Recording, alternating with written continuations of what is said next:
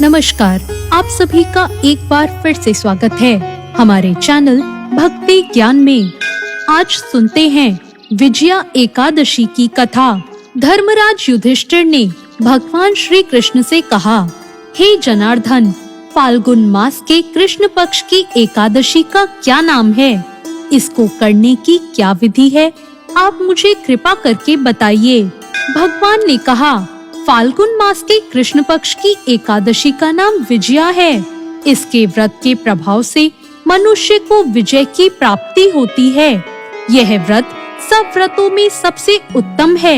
विजया एकादशी के महात्म को सुनने या पढ़ने से समस्त पापों का नाश होता है।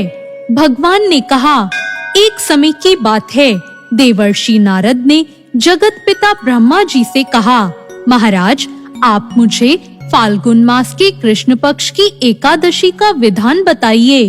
ब्रह्मा जी ने कहा, हे नारद, विजया एकादशी का व्रत पुराने तथा नए पापों का नाश करने वाला है। इस विजया एकादशी की विधि मैंने आज तक किसी से नहीं कही।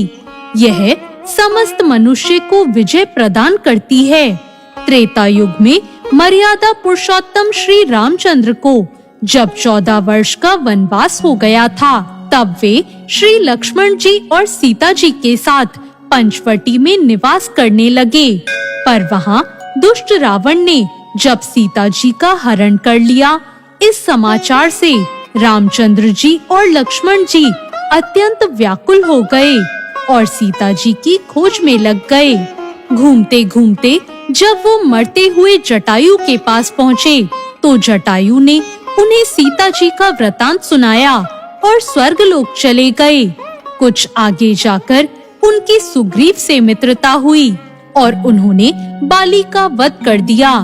हनुमान जी ने लंका में जाकर सीता जी का पता लगाया और उनसे श्री रामचंद्र जी और सुग्रीव की मित्रता का वर्णन किया।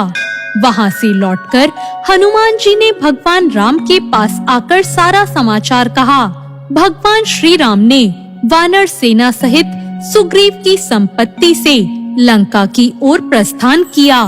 जब श्री रामचंद्र समुद्र के किनारे पहुँचे, तब उन्होंने मगरमच्छ आदि से युक्त उस अगाध समुद्र को देखकर लक्ष्मण जी से कहा, इस समुद्र को हम किस प्रकार पार करेंगे? श्री लक्ष्मण जी ने कहा, पुराण पुरुषोत्तम, आप आदि पुरुष हैं। आप सब कुछ जानते हैं। यहाँ से आधा योजन दूर कुमारी द्वीप पर वल्दालभ्य नाम के मुनि रहते हैं। आप उनके पास जाकर इसका उपाय पूछिए। लक्ष्मण जी के इस प्रकार के वचन सुनकर श्री रामचंद्र जी वल्दालभ्य ऋषि के पास गए और उनको प्रणाम करके वहाँ बैठ गए।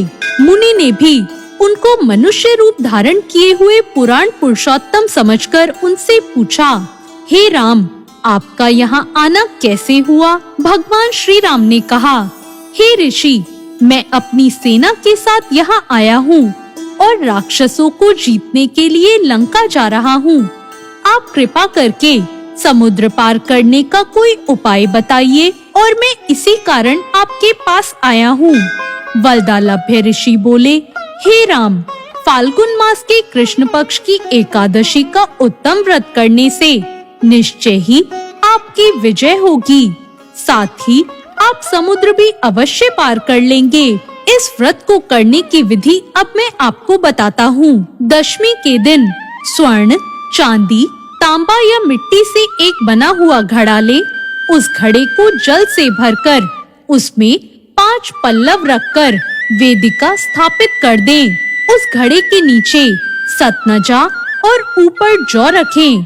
उस पर श्री नारायण भगवान की स्वर्ण की मूर्ति स्थापित करें। एकादशी के दिन स्नान आदि से निवृत्त होकर धूप, दीप, नैवेद्य, नारियल आदि से भगवान का पूजन करें। तत्पश्चात घड़े के सामने बैठकर अपना दिन व्यतीत करें और रात्रि को भी उसी प्रकार बैठे रहकर जागरण करें। द्वादशी के दिन नित्य नियम से निवृत्त होकर उस घड़े को किसी ब्राह्मण को दे दें। हे राम, यदि तुम इस व्रत को सेनापतियों सहित करोगे तो तुम्हारी विजय अवश्य होगी। श्री रामचंद्र जी ने ऋषि के कथा अनुसार इस व्रत को किया और इसके प्रभाव से दैत्यों पर विजय प्राप्त करी। अतः हे राजन, जो मनुष्य इस व्रत को विधि पूर्वक करेगा, दोनों लोकों में उसकी विजय अवश्य होगी। श्री ब्रह्मा जी ने नारद से कहा था, हे पुत्र, जो कोई इस व्रत के महत्तम को पढ़ता या सुनता है, उसको वाजपेयी यज्ञ का फल प्राप्त होता है। तो ये थी विजया एकादशी की कथा। आपको ये कथा कैसी लगी, कमेंट करके जरूर बताएं और साथ ही मेरे चैनल भक्ति ज्ञान को सब्सक्राइब करना ना भूलें। धन्यवाद।